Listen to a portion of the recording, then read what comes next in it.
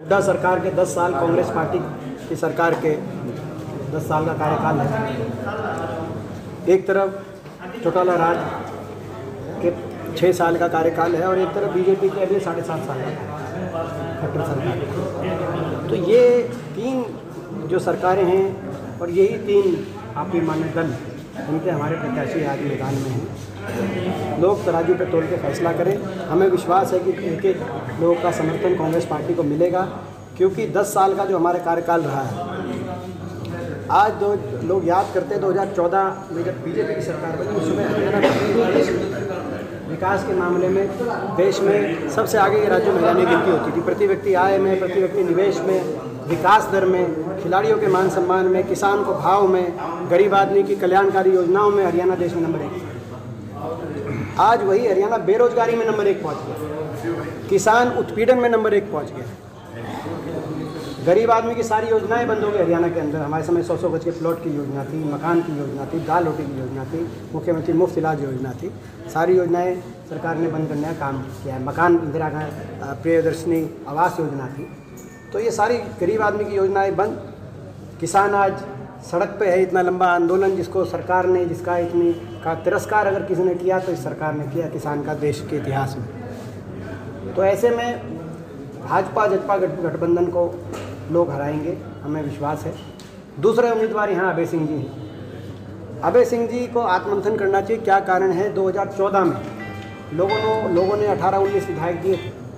आज पहली विधानसभा 1977 के बाद की इनेलो का एक भी विधायक नहीं है। और जब वो थे, जब इस्तीफे से पहले, तो एक स्वयं रह गए थे एकमात्र विधायक। और लगभग हरियाणा के 88 हलकों में जमानत जब्त होगी इनेलो। तो क्या कारण? कुछ तो कारण रहे होंगे। ऐसे तो कोई इस तरीके से लोग ये फैसला नहीं सुनाते। तो उनकी क्या कार्यशैली रही, और उसका कई कारण है।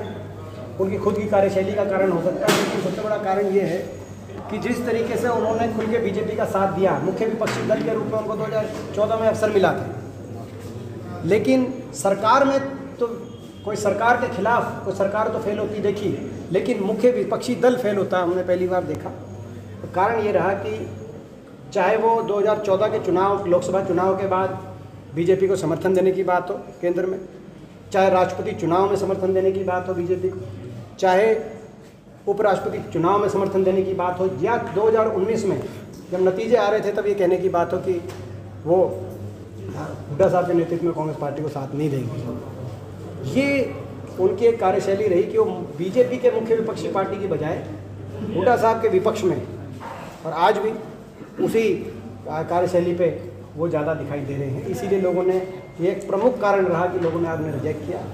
ऐसे में लोग सारी तुलना कर हमें विश्वास है कांग्रेस पार्टी का साथ देंगे। हुड्डा साहब आप सदन में जाते रहते हैं। बीजेपी एजेंडा लेके आई थी कि 2022 में किसान की आय दुगनी कर देंगे, महीने 2 रह गए हैं, क्या चल रहा है? देखिए, मैंने आज एक बात कही, आप अगर हमारे राज्य की अगर यह बात याद करें तो धान दुगने में ली जाती थी और डीजल आधे में दिया जाता था। आज वही धान आधे में लिया जा रहा है और डीजल दुगने पे दिया जा रहा है।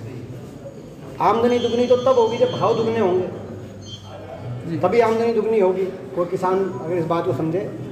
यहाँ तो लागत दुगनी होगी, डीजल दुगना, खाद और गट्टा का रेट दुगना मगर मिलता नहीं, वजन वेट 5 किलो कम, रेट दुगना, मिलता नहीं खाद का गट्टा, इनपुट कॉस्ट डबल हो गई। और भाव जो मिलना चाहिए था, ना तो गन्ने का भाव बढ़ा इन वर्षों के अंदर, ना जो है अभी आप बाजरे का देखो, बाजरा तो न्यूनतम समर्थन मूल्य पे नहीं लिया सरकार ने, बाजरा पिटा। धान की अभी खरीद चल रही है पूरे प्रदेश में, कितना बुरा हाल है आपके सामने है। तो धान की खरीद में भी क्विंटल की जो कंडीशन लगाई, पिछले साल 33 क्विंटल लेते थे 1 एकड़ में, इस साल 25 क्विंटल ले रहे हैं। और उस हमारे समय कोई इस तरह की कंडीशंस नहीं। कहना मतलब ये है कि सरकार की नीयत किसान को का जो है ये एक और जुमला साबित हो गया। जैसे 15 लाख जुमला निकला, जैसे अच्छे दिन जुमला निकला, जैसे स्वामीनाथन कमीशन की रिपोर्ट लागू करना जुमला निकला, वैसे ही किसान की आमदनी दुगना करने का वायदा भी बीजेपी का दुगना निकला। और इसीलिए जो है लोग, मैं समझता हूँ, भाजपा जजपा सरकार को झटका देने का काम करेंगे। भरत सिंह बेनीवाल को लेकर के सबकी निगाहें टिकी हैं और माना जा रहा है कि वो आपके करीब भी हैं।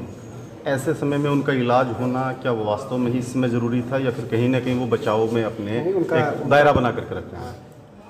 आज हम भरत सिंह जी के भरत सिंह जी के घर गए थे और उनका जो ऑपरेशन हुआ है चंडीगढ़ में, हमने उनका हालचाल उस संदर्भ में जाना और उनसे यही अपील करी कि कांग्रेस पार्टी का वो अच्छा साथ दे। और उन्होंने भी ये कहा कि वो कांग्रेस पार्टी के पक्ष में 1-2 दिन में वो अपना पूरा ठीक होने के बाद अपने कार्यक्रम करेंगे। जातीय तौर पर सर एक लास्ट क्वेश्चन, अगर आपकी सरकार आती है तो इन किसानों के लिए क्या कुछ किया जाएगा? क्योंकि 17 गाँव वो वीरान हो चुके हैं, किसान के पास कोई ऑप्शन नहीं बचा। ये जो है सेम की जो समस्या है, ये सभी ने मेरी जानकारी में जो है ये समस्या पहले है हमारी जानकारी में। और ये जो दोबारा से इस चुनाव के अंदर सारे गाँव की तरफ से हमारी जानकारी में आया है। ये एक प्रमुखता से जब कभी कांग्रेस पार्टी सरकार बनेगी, सेम की समस्या बनेगी, प्रमुखता से कार्य करेगा। स्वयं अगर जो है मैं भी अपनी तरफ से इस बात को हमेशा प्रायोरिटी पे रखूँगा। सर एक लास्ट मेरे को ये बात याद है, जब मैं पिछली बार भी आया था 2-3 साल पहले एलनाबाद में कई गांव के प्रोग्राम थे हमारे, तब भी ये बात आई थी। और कहते हैं आज भी ये बात सेम टू सेम, उस टाइम भी बारिशों के बाद का प्रोग्राम था, तब ये बात काफ़ी ज्वलंत रूप से आई कहते हैं 2-1 साल पहले, और आज भी वही खड़ी है। मेरे को खुद इस बात का पूरा ध्यान है। ठीक है सर, मेरा तो आपका गाँव सर जहाँ जल भराव से भी प्रदेश के बहुत बड़े रकबे में इस बार, क्योंकि बारिश ज़्यादा हुई, सितंबर-अक्टूबर में ज़्यादा हुई, बहुत फसल खराब हुई है। विशेष गिरदावरी की सरकार ने घोषणा कर रही है, लेकिन अभी तक कोई रिकॉर्ड पे नहीं आई। विशेष गिरदावरी तुरंत जल्दी पूर्ण हो और किसान को मुआवजा मिले, और जहां अगली बुआई नहीं हो सकती सेम या जल भराव के कारण, वहां भी किसान को मुआवजा सरकार दे, प्रति एकड़ मुआवजा दे। ये हमारी बार किसान सरकार से मांग है, इसको लेकर हम आगे। सर एक लास्ट जातीय तौर पर बंटवारे को लेकर के ये जो हल्का है अभी तक बचा हुआ था, और जिस तरीके की बयानबाजी यहाँ बीजेपी के नेताओं के द्वारा की गई, मन से भी आपने जिक्र किया है, उस पर आप क्या? बड़ा दुर्भाग्यपूर्ण है, भाजपा जो पार्टी है, बीजेपी पार्टी इस प्रकार से जो है भाई को भाई से उलझा के राजनीति करती है। कांग्रेस पार्टी भाई को भाई से जोड़ के राजनीति करती है। ये एक विचारधारा में फर्क है।